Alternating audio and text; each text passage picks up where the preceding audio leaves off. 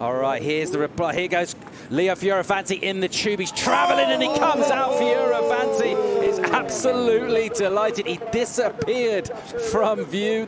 And now we get to the top 5 of the day on the Corona Post Show. And this guy just getting in the mix on that last wave that we saw ridden in the matchup, getting nice and barreled. Congratulations, Joan Duru, getting the 5 spots and getting the win into the quarterfinals. Look at this for the wild card, the French surfer. It's a buzzer beater. It looked like Real Guaido was on his way to his second back-to-back finals day here in Portugal, but Joan Duru had other ideas. Turned the heat right there. Also taking a number 4 spot was the air show that we saw from Italo in the round of 32, Jesse. He almost looked unbeatable today. He was in such a good form, just throwing huge airs as you see right there. Foot coming unstuck in the front and just being able to regroup. But unfortunately, he went down because he was looking very good, but just great form for him overall. Amazing rotation right there. Very functional air and very, just amazing to see him in the air. It's like the board control is impressive and just trying to chop off just to finish it up. Best total he's had this season, 8.67, 8.5, but Italo went down in the round to follow. Then number 3, Crosby and Ramsey advancing on to the quarterfinals. Not bad for rookie Crosby Colapinto. He's on to his first finals day in just 3 starts on the championship tour. Ramsey Buchaim, same thing. The rockin' Moroccan. We're going to see him in the quarterfinals. And this sharp backhand was put to its paces out here. So congratulations both to Ramsey Buchaim, Crosby Colapinto, already making finals day. How cool is that? Crosby's first quarter, Ramsey, same scenario for him. And he focused on his backhand in this heat, Jesse, while Iago was just focusing on the left. That was a big difference. I actually had a chat with Iago after, and he looked at me. First thing he said, it took me too long to go down there. I was like, yes, I hate to break it to you, but, you know, those guys recognize it very quickly. And also number 2 on the daily top 5, Medina show. Again, heat score, combined heat score of a 17.16.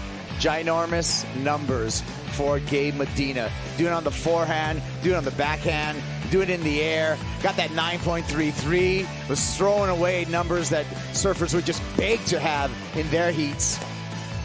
Medina is back. I love the combinations of airs that he's throwing down. That full rotation was so smooth, so lofty, and had enough in him to lay down a couple more turns to follow, and a nice cool claim there. Medina putting together some great waves on his backhand as well, Jesse. Yeah, he's getting into the form that everything that he seems to do, it's working out. And it wasn't before for the first few events of the year. But just amazing form for him, and yeah, good work. Congratulations, Leo Fioravanti, winning the Corona Post Show. Buzzer beater barrel against his longtime friend, Kanoa Igarashi. Fell straight into this barrel, just seconds left on the clock. Turned the heat. Looked like Kanoa was going to make it 4-0 in their head-to-head matchups, but Leo, his good friend, childhood friend, says, nah, I'm in finals day. Mom loved it. Fiance loved it. The balcony loves it.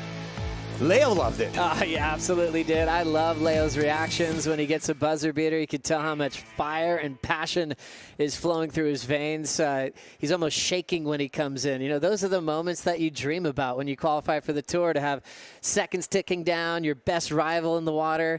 He pulls in under the hood and gets the 9 to win the heat. I mean, that's what it's all about, Jesse. I mean, those moments are just very hard to make it happen. Like, they only happen a few times in your whole career. So he took advantage of that, mostly against someone like Kanoa.